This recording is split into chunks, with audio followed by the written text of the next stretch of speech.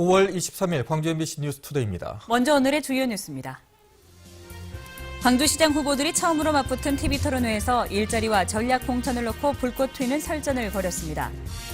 빛가람 혁신도시로 이주한 공공기관 직원들이 혁신도시 환경 정비와 열악한 교통 인프라 등의 대책 마련을 촉구했습니다.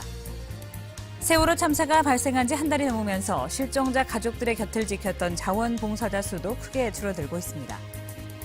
세월호 참사와 관련해 수백 명의 인명피해를 낸 책임이 있는 청해진 해운의 김한식 대표도 광주에서 재판을 받을 것으로 보입니다. 광주시장 후보들이 처음으로 TV토론에서 맞붙었습니다. 전략공천과 일자리 공약을 놓고 후보들 사이에서 불꽃 튀는 공방이 이어졌습니다. 윤근수 기자입니다. 네, 7분의 시간이 모두 예상대로 새정치민주연합의 윤장현 후보에게 공격이 집중됐습니다. 주 공격수는 강훈태, 이용섭 두 후보였고 공격 포인트는 전략공천과 부족한 행정 경험이었습니다. 윤장현 후보는 말하자면 낙하산 전략공천 받았는데 행정도 아무리 봐도 경험이 좀 적으신 것 같은데 걱정을 많이 하세요. 낙하산 공천과 전략 공천은 기본적으로 시민들을 무시한 것입니다. 강주의 명예를 훼손한 것입니다. 강주 시민들의 참정권을 뺏어가 버린 것입니다. 윤장현 후보는 정권 교체를 위한 결단이었다며 경쟁자들의 공세를 차단했습니다.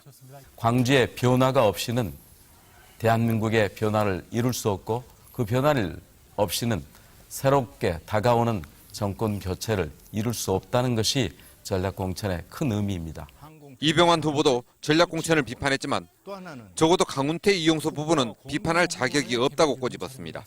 헌정치로 광주를 이렇게 만든 분들은 또 새정치와 자존심을 이야기하니 참으로 답답합니다. 네. 광주 뒤집어야 합니다. 엎어야 됩니다. 새누리당의 이정재 후보는 힘 있는 여당 후보임을 강조했고 윤민호 후보는 광주에서 진짜 야당은 통합진보당이라고 주장했습니다. 잘 사는 광주시를 만들겠습니다. 정부와 광주 과학의 역할을 든든한 신분꾼이 되겠습니다.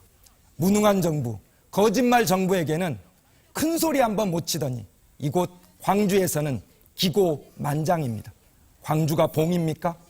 바꿔주십시오.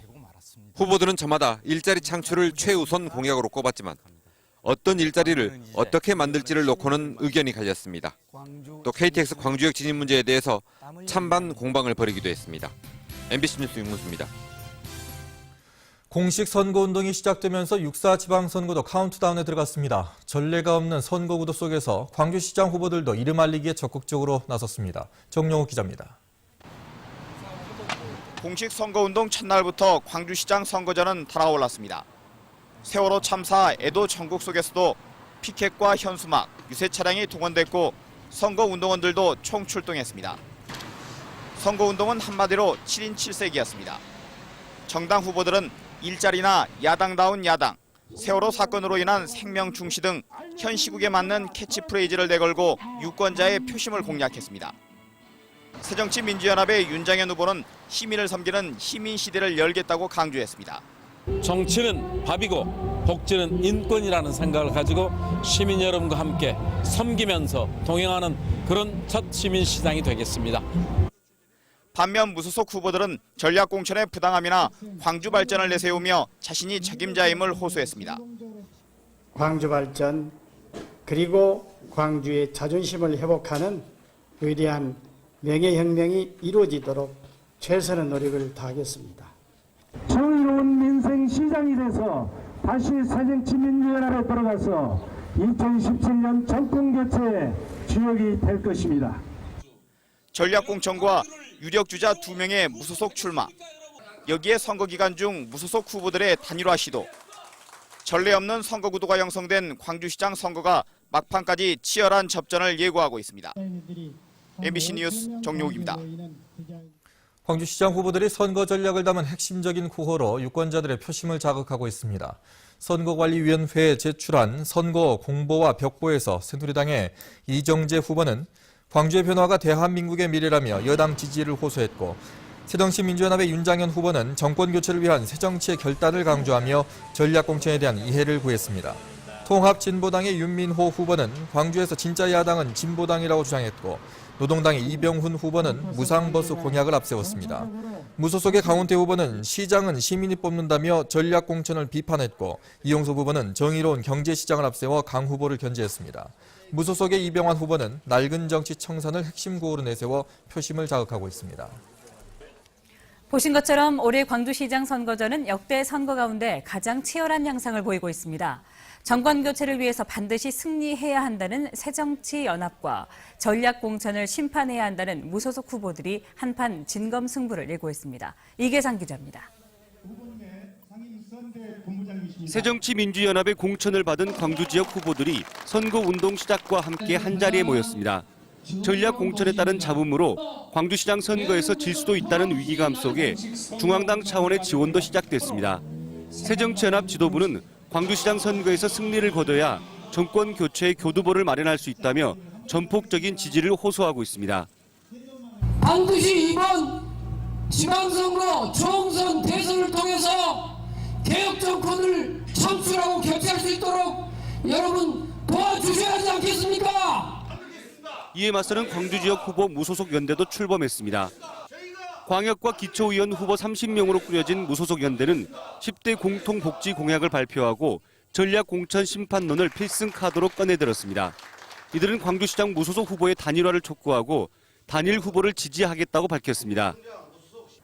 150만 광주 시민 여러분, 여러분이 나서 무소속을 지지해 주시고 짓밟힌 광주의 자존심을 회복시켜 주시기 바랍니다.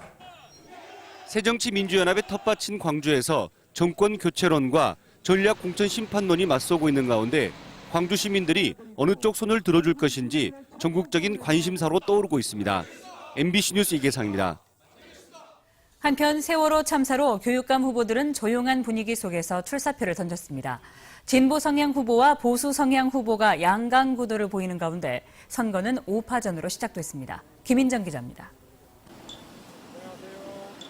학생들이 희생된 세월호 참사로 교육감 선거는 평소보다 훨씬 차분한 분위기 속에서 시작했습니다. 현직 교육감 출신인 장회국 후보는 이번에도 청렴을 강조하며 그동안 광주 교육의 방향을 잡았으니 이제 뿌리 내리게 하고 싶다고 밝혔습니다. 아이들이 서로 토론하고 협의하고 하는 가운데 선생님과 아이들과 아이들 사이에 질문이 있는 교실을 만들겠다 하는 겁니다. 조선대 총장과 국회의원 등의 경험을 바탕으로 능력을 앞세우고 있는 양형일 후보는 세월호 참사를 예로 들며 학생들의 안전에 강조하고 있습니다. 무엇보다도 안전한 학교, 안전한 교육을 구현토록 하겠습니다. 학생들의 등하교에서부터 급식 문제, 그리고 교실 환경 문제. 조선 이공대 총장 출신의 김왕복 후보는 교육자 출신으로 교육감 후보 적합도는 후보들 중 최고라며 광주 교육의 명예회복을 내세우고 있습니다.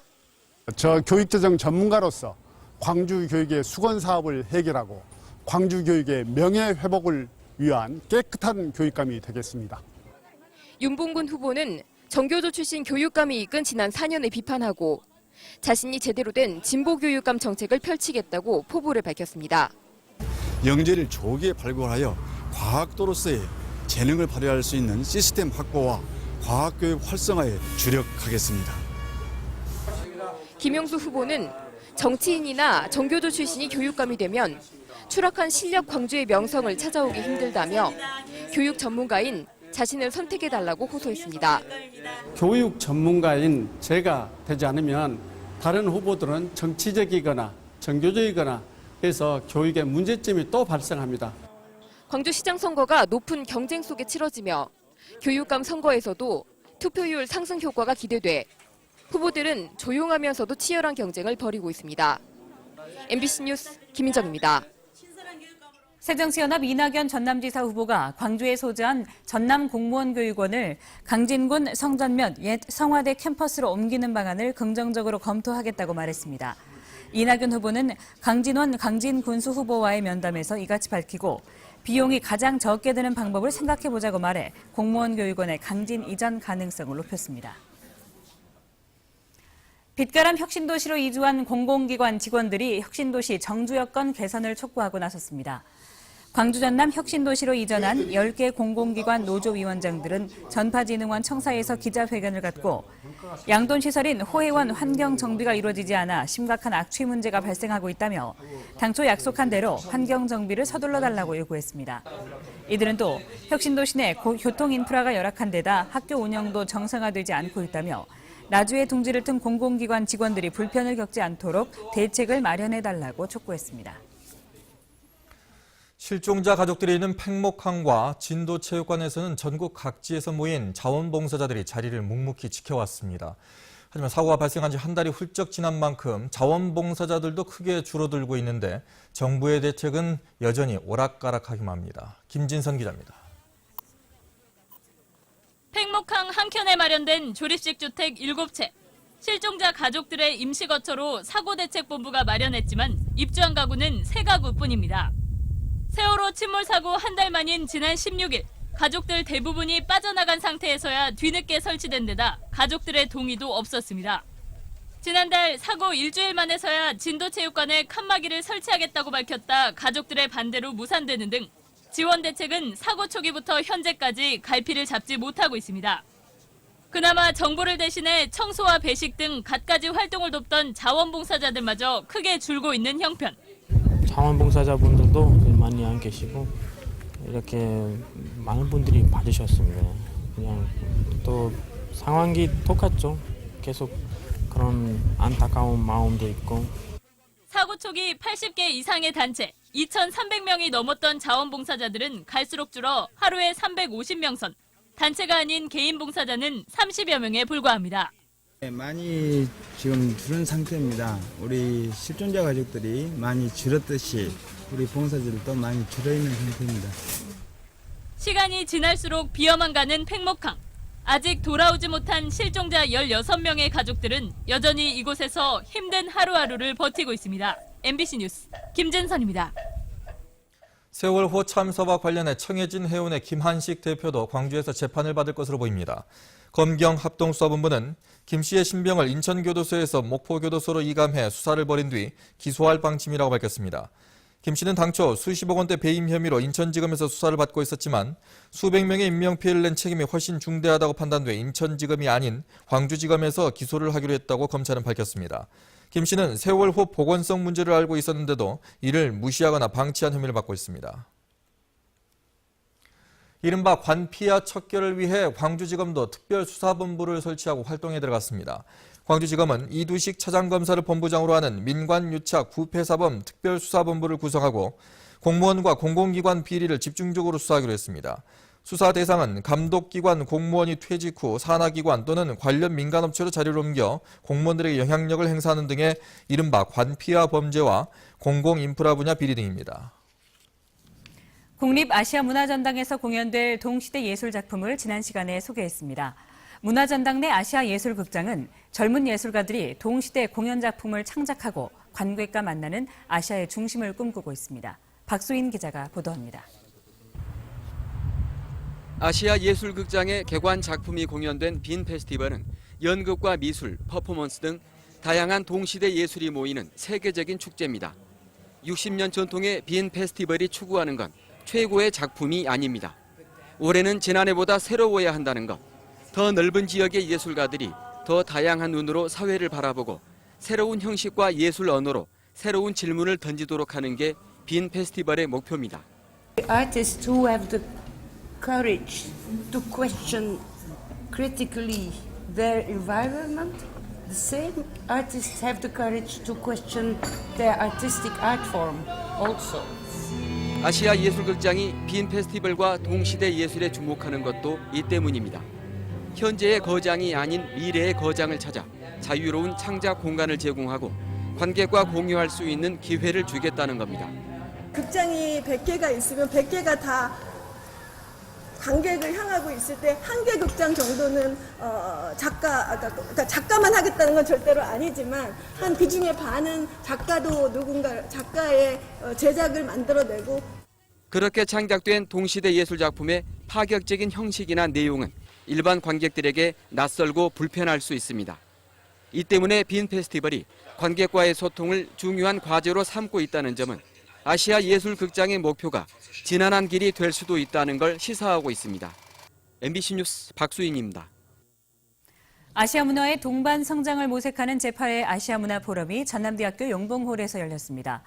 올해 문화 포럼에서는 아시아 12개 나라의 문화계 대표들이 참석해 올해 처음으로 진행되는 동아시아 문화도시 사업과 연계한 아시아의 문화 융성과 동반 성장 방안을 모색했습니다. 이번 포럼에 이어 오는 10월에는 문화자원의 산업화와 문화 공동체 실현을 모색하는 올해 두 번째 포럼이 전남대에서 열립니다. 국립아시아문화전당이 수집한 아시아의 다양한 문화 자료들이 국립광주박물관에서 전시되고 있습니다. 이번 전시회는 내년에 개관하는 문화전당의 아시아문화정보원이 지금까지 수집한 결과물인 아시아 지역의 이야기와 음악, 건축과 의복 등을 다양한 디지털 이미지와 영상 자료로 선보이고 있습니다. 아시아문화정보원은 이번 전시가 내년 하반기 개관을 앞둔 문화전당의 발전적인 운영 방안을 논의하는 계기가 되기를 바란다고 말했습니다. 외국인들이 광주 전남에서 쓴 카드 사용액이 타 지역에 비해서 미미한 수준인 것으로 나타났습니다. 한국문화정보센터와 신한카드가 외국인의 국내 신용카드 이용액을 분석한 결과 지난해 사용액 5조 7천억여 원 가운데 광주 전남에서 사용한 금액은 192억 원으로 전체 0.5%에 그쳤습니다. 시도별 사용 비율을 보면 서울이 70.2%로 압도적으로 많은 가운데 인천, 경기 등이 순이었고 광주는 17개 시도 가운데 14번째, 전남은 15번째로 집계됐습니다. 신안군 홍도해수욕장이 오늘 전국에서 처음으로 개장해 피서객을 맞습니다. 섬 전체가 천연기념물 170호인 홍도는 홍갈색을 띤 규암질의 바위섬으로 신안군은 세월호 추모 분위기에 맞춰 별도의 개장식 없이 해변 운영에 들어갈 예정입니다. 홍도에 이어 내일은 완도 예송리, 30일은 고흥나로 해수욕장이 개장하고 다음 달에는 우전 해수욕장 등 16개 도내 해수욕장이 개장할 예정입니다. 광주시가 조상 땅 찾기 서비스를 통해 지난해 157명, 올해는 57명 등 모두 214명에게 43만 제곱미터의 조상 땅을 찾아줬습니다. 조상 땅 찾기 서비스는 조상의 토지를 파악할 수 없는 경우 사망한 조상 명의의 토지나 본인 명의의 토지를 지적 전산 시스템을 활용해 찾아주는 서비스로 토지 소유자 본인이나 사망자의 상속인이 직접 신청하면 됩니다. 광주 지역 청소년 지도자들이 제6대 광주시의회 의원으로서 청소년을 위한 활동을 한 강은미 시의원 후보를 지지한다고 밝혔습니다. 청소년 지도자 160여 명은 강 후보가 전국 최초로 학교 밖 청소년 지원 조례를 발의했고 저소득층 아동 치과 주치의제 도입에도 열성을 보였다며 강 후보의 당선을 위해 노력하겠다고 강조했습니다. 임신, 출산, 유아, 교육 박람회인 2014 광주 베이비 페어가 김대중 컨벤션 센터에서 개막됐습니다. 2014 광주 베이비 페어는 어제부터 김대중 컨벤션 센터에서 150개 전문 기업체가 참여해 임신 관련 정보와 출산 후 신체 관리 등 다채로운 구성으로 예비 부모에게 유익한 정보를 제공합니다.